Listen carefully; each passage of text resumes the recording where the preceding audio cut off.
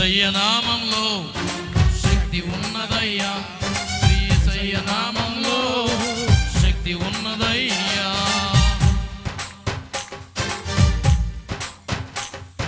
యేసయ్య నామంలో శక్తి ఉన్నదయ్యా, శ్రీ యేసయ్య నామంలో శక్తి ఉన్నదయ్యా.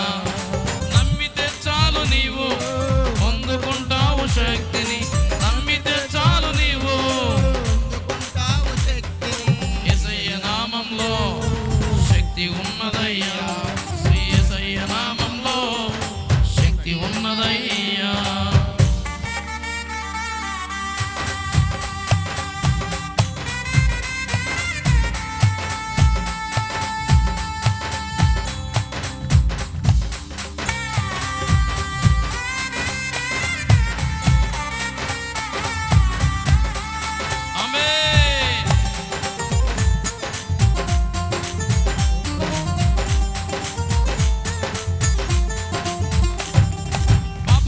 క్షమించే శక్తి కలిగినది యేసయ్య నామం, పాపిని పవిత్రపరచే శక్తి కలిగినది యేసయ్య నామం. పాపాలను క్షమించే శక్తి కలిగినది యేసయ్య నామం, పాపిని పవిత్రపరచే శక్తి కలిగినది యేసయ్య నామం. యేసయ్య నామంలో శక్తి ఉన్నదయ్యా, శ్రీ యేసయ్య నామంలో శక్తి ఉన్నదయ్యా. అవును, యేసయ్య నామంలో శక్తి ఉన్నదయ్యా, శ్రీ యేసయ్య నామంలో శక్తి ఉన్నదయ్యా.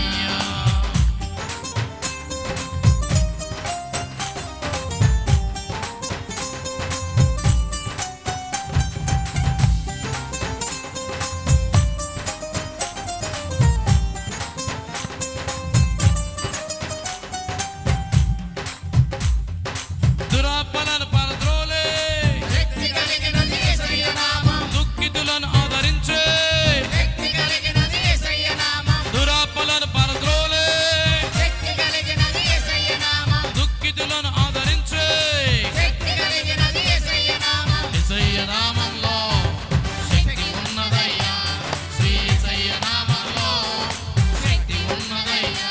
అవును, యేసయ్య నామంలో శక్తి ఉన్నదయ్యా, శ్రీ యేసయ్య నామంలో శక్తి ఉన్నదయ్యా.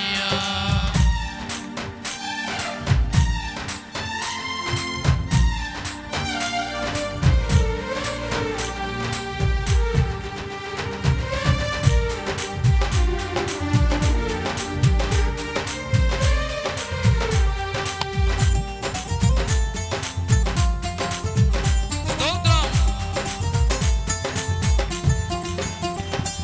సృష్టిని శాసించగలిగిన శక్తి కలిగినది యేసయ్య నామం, మృతులను లేపగలిగిన శక్తి కలిగినది యేసయ్య నామం. స్తోత్రం. సృష్టిని శాసించగలిగిన శక్తి కలిగినది యేసయ్య నామం, మృతులను లేపగలిగిన శక్తి కలిగినది యేసయ్య నామం. యేసయ్య నామంలో శక్తి ఉన్నదయ్యా, శ్రీ యేసయ్య నామంలో శక్తి ఉన్నదయ్యా. అవును, యేసయ్య నామంలో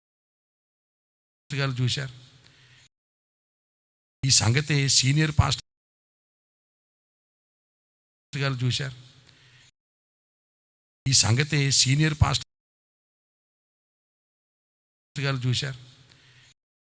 ఈ సంగతి సీనియర్ గారు చూశారు. ఈ సంగతి సీనియర్ పాస్టర్ గారు చూశారు. ఈ సంగతి సీనియర్ పాస్టర్ గారు చూశారు. ఈ సంగతి సీనియర్ పాస్టర్ గారు చూశారు. ఈ సంగతి సీనియర్ పాస్టర్ గారు చూశారు. ఈ సంగతి సీనియర్ పాస్టర్ గారు చూశారు. ఈ సంగతి సీనియర్ పాస్టర్ గారు చూశారు. ఈ సంగతి సీనియర్ పాస్టర్ గారు చూశారు. ఈ సంగతి సీనియర్ పాస్టర్ గారు చూశారు. ఈ సంగతి సీనియర్ అంగీకరించకపోతే, దీపముండగా ఇల్లు చక్కబెట్టుకోకపోతే, ప్రాణముండగా ప్రభువుని ఎరగకపోతే మేము చాలా నష్టపోతాం నాయన. ఆత్మనిచ్చే నరకంలోకి వెళ్ళిపోతుంది. అక్కడ అగ్ని ఆరదు, పురుగు చావదని మాతో మాట్లాడావయ్యా. అందుకే ప్రభువా, అయ్యా నువ్వు మాట్లాడుతుండగా నేను తెలుసుకుంటున్నావు అయ్యా. ఇందాకే చెప్పావు, బాల్య దినములు యందే సృష్టికర్తను. భక్తుడు అన్నాడు, బాల్యము నుండి నా ఆశ్రయము నీవే. తల్లిదండ్రులు కూడా ఎవరైనా ఉంటే వారు కూడా ప్రార్థన చేయండి. యేసయ్యా నాతో కూడా ఈరోజు మాట్లాడావు. పిల్లల పట్ల ఒక బాధ్యత కలిగి నేను ఉండాలి. వారి కోసం నేను ప్రార్థన చేయాలి. ఉపదేశ క్రమములో వారిని పెంచాలి. మాదిరికరమైన జీవితం జీవించాలి. ఆత్మ సంబంధమైన ఆస్తిని వారికి నేను సమకూర్చాలి. క్రమశిక్షణలో పెంచాలి. నీ యందు భయభక్తులు కలిగేటట్లుగా నా పిల్లల్ని నేను చూడాలయ్యా. చెయ్యమ్మా, చెయ్యి తల్లి. వాక్యాన్ని వారికి నేను నేర్పించాలయ్యా. ఎందుకంటే మ్రొక్కయ్య వంగనిది ప్రాణి. ఈరోజు పిల్లల కోసం ఎంతోమంది తల్లిదండ్రులు 12, 13, 14 వయసులోనే సిగరెట్లు కాలుస్తున్నారు. అనేకమైన అలవాట్లకు లోనైపోయారు. పాన్పరాకులు తింటున్నారు. ఆడపిల్లలు కూడా మాట వింటలేదు. ఆడపిల్లలు కూడా పార్కులు, స్టేడియాలు ఎమ్మట్లు తిరుగుతున్నారు. భయంకరమైన రీతిలో తల్లిదండ్రుల మాట ఈ రోజున వింటలేదండి. అందుకే చిన్నప్పుడే బాల్యంలోనే పిల్లల్ని దైవికంగా పెంచాలి.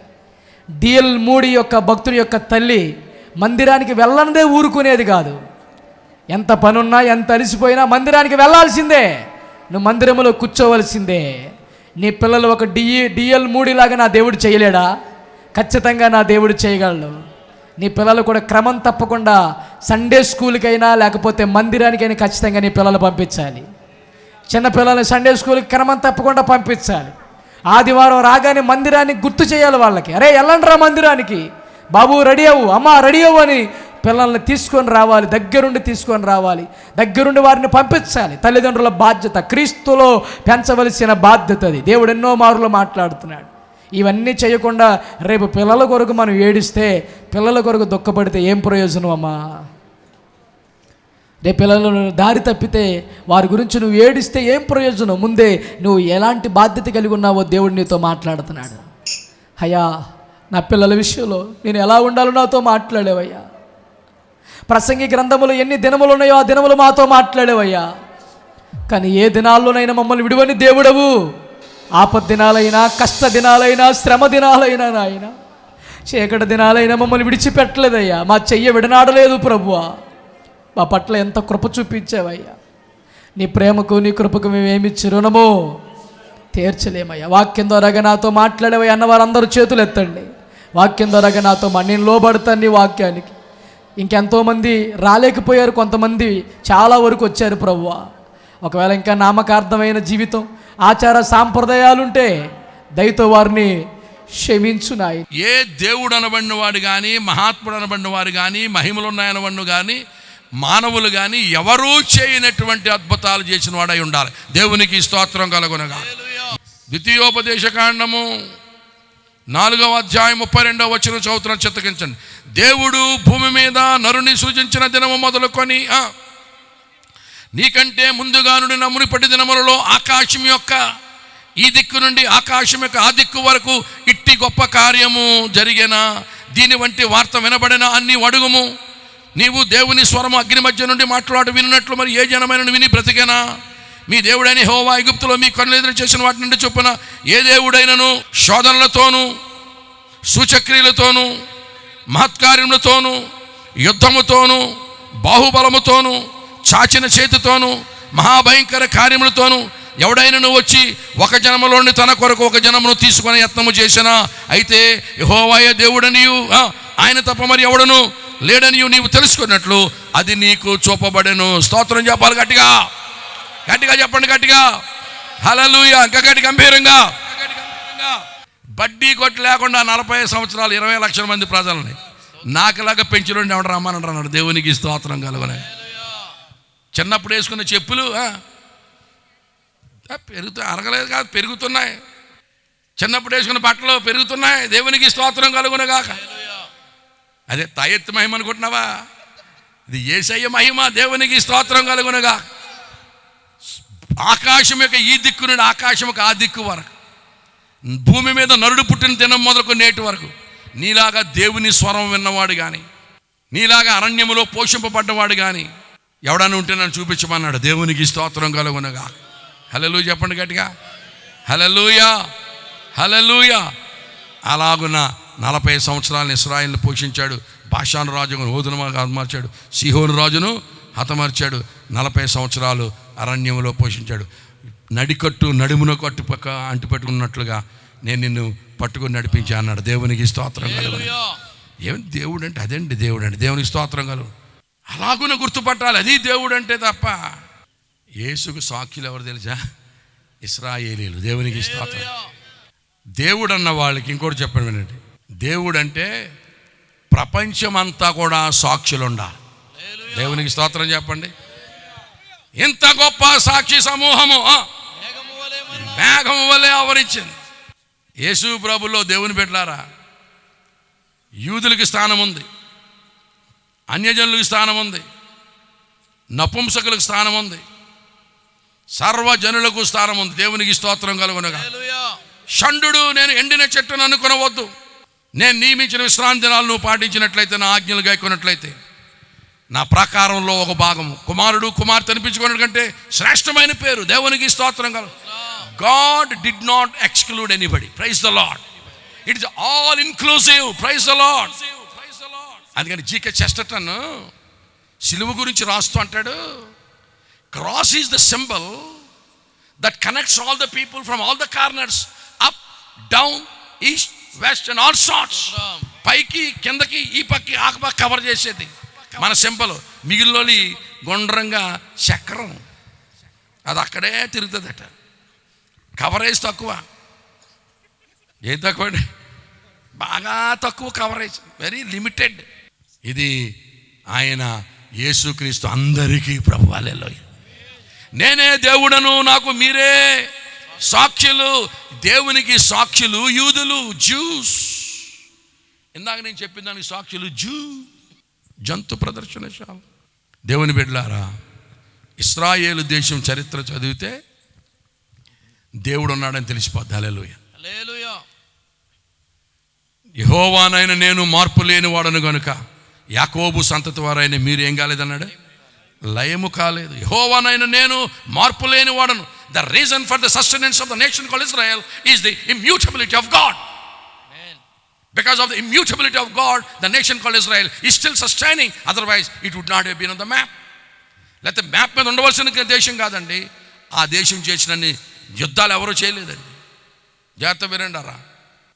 లాజరు పునరుత్థానం, యేసు పునరుత్థానం, తర్వాత దేశం యొక్క పునరుత్థానం.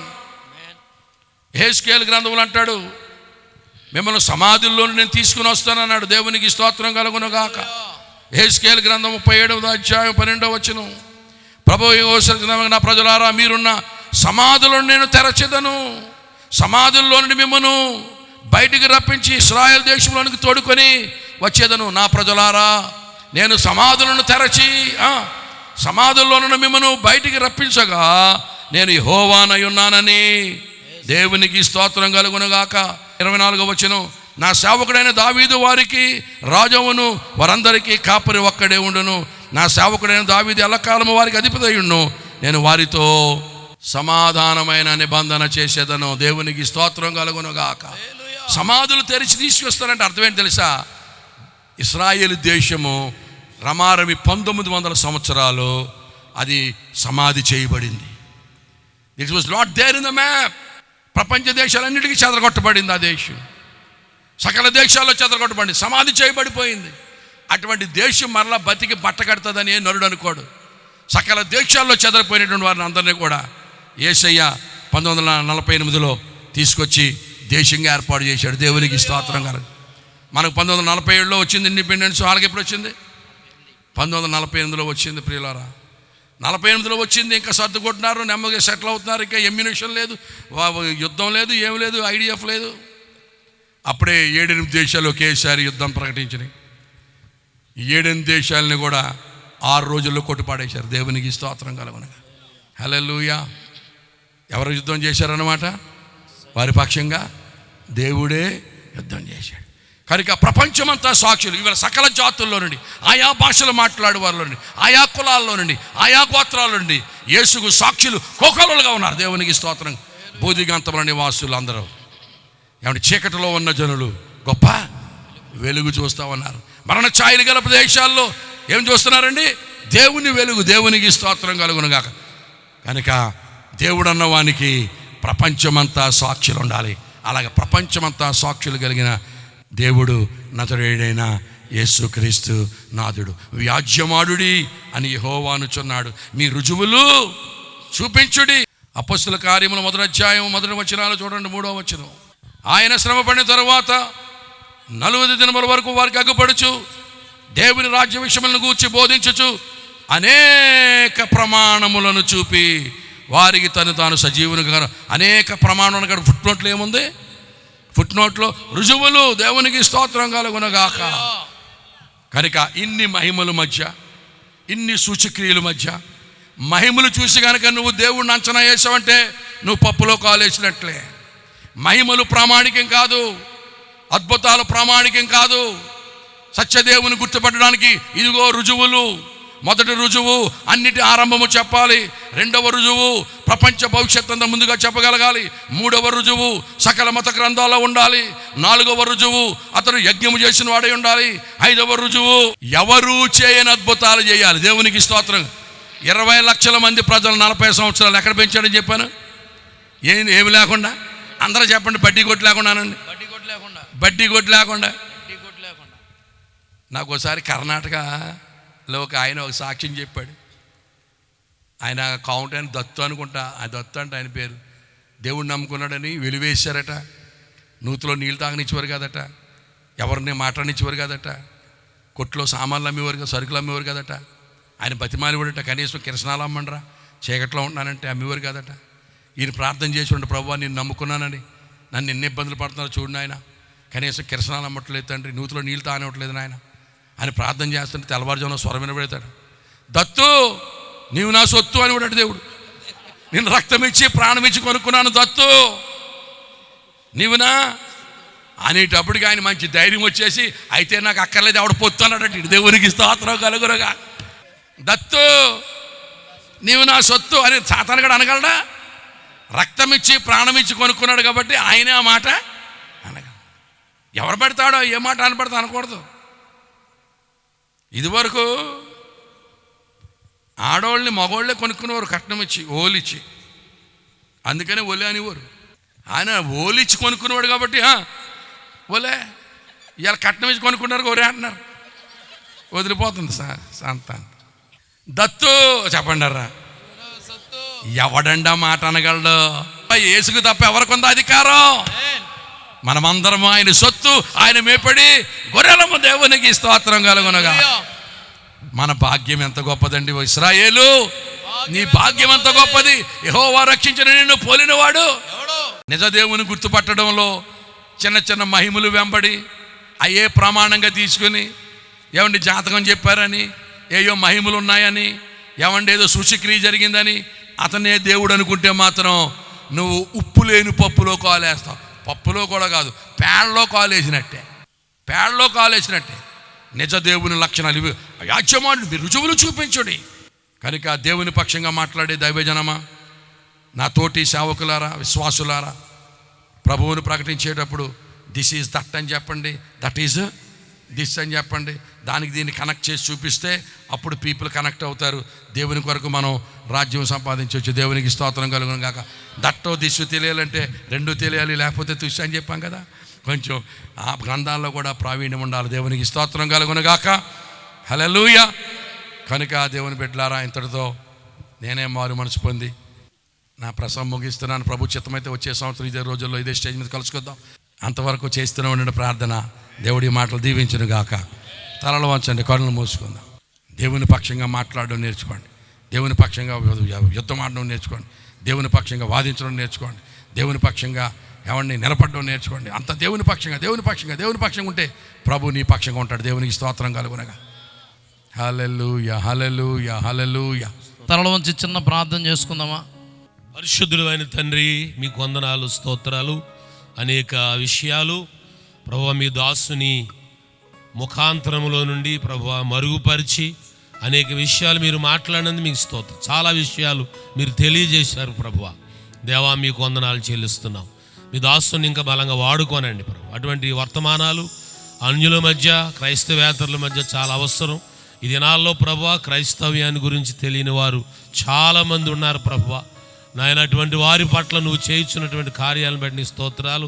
బలపరచండి. ఎంతమంది అయితే ఈ మైక్ ద్వారా ఈ మాటలు విన్నారో వారందరి హృదయాలు నీ వైపు ఆకర్షించబడ్డానికి మీరు సహాయం చేయండి. మీ హస్తాల్లో దాచిపెట్టమని ఈ పరిచర్యను, ఈ సేవను, ఈ గ్రామాన్ని ఇంకా మీరు దీవించండి.